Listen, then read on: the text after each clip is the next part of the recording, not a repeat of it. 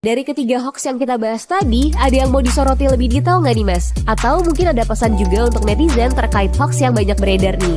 Ya Fidel, yang mau saya soroti yang di peringkat paling bontot, paling bawah ya, peringkat ketiga. Kenapa di peringkat ketiga malah disoroti secara khusus? Karena ini sesuatu yang hampir setiap hari, atau malah bisa disebut nggak cuma hampir ya, setiap hari itu Pemeriksa Fakta membuat artikel-artikel yang membahas tentang penipuan digital gitu.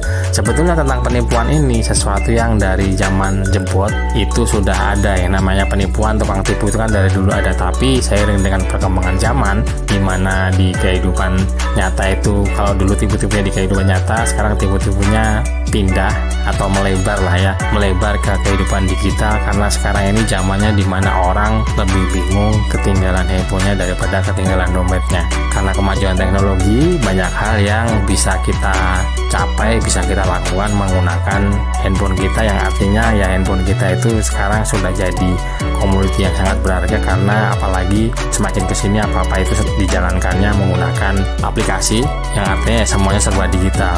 Hari gini orang kalau ketinggalan dompet udah nggak terlalu bingung karena semuanya sudah ditaruh di handphone. Nah, efeknya tadi bahwa penipuan itu sudah bergeser ke penipuan digital. Hati-hati, kalau zaman dulu yang namanya orang kena virus itu akan datanya dihapus semua. Mungkin teman-teman yang dulu ada yang mengalami ya, pendengar podcast Cek Fakta yang kena virus lalu datanya dihapus semua. Nah, semakin kesini yang namanya data itu semakin berharga. Pada saat kena virus atau malware, aplikasi jahat ya, itu justru perangkat yang kena bisa laptop, bisa komputer, bisa gawai gadget. Yang kena justru tidak dihapus tapi dicari informasi berharganya, apakah di situ ada informasi rekeningnya dan akan disedot saldonya, dan itu hati-hati. Makanya akun-akun digital itu menjadi salah satu ancaman yang bisa menimbulkan kerugian material di sisi kita. Benar-benar tidak berbeda dengan ancaman fisik ya, memang betul-betul bisa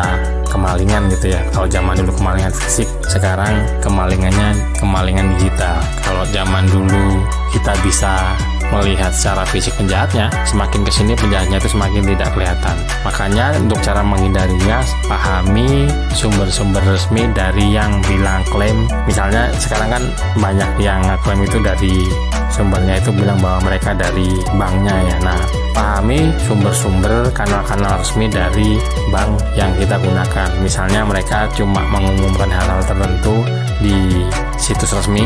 Nah, untuk melihat situs resmi ini cenderung bisa lebih tidak terlalu susah karena ada yang namanya HTTPS ya. HTTPS itu artinya koneksinya sudah aman dan di situ ada sertifikatnya yang sangat sulit untuk bisa memalsukan sertifikat tersebut. Jadi pastikan bahwa itu situsnya situs resmi, dan untuk memastikannya bisa dilihat dari sertifikat HTTPS-nya itu. Lalu kedua, ini agak tricky, agak ribet, terutama karena ada media sosial yang sekarang itu sudah ada bisa beli akun terverifikasinya gitu ya. Nah, kalau mau memastikan ya kita harus tahu pasti bahwa akun yang memberikan pengumuman itu memang akun resmi gitu. Centang biru biasanya, atau kalau di instant messaging, perpesanan instan yang populer itu WhatsApp ya, itu dia akan centang hijau. Nah, kalau tidak ada centangnya atau kalau ada centangnya tetap harus kita pastikan. Jadi kalau nggak ada gitu harus double check, bahkan kalau perlu triple check gitu ya. Tapi biasanya untuk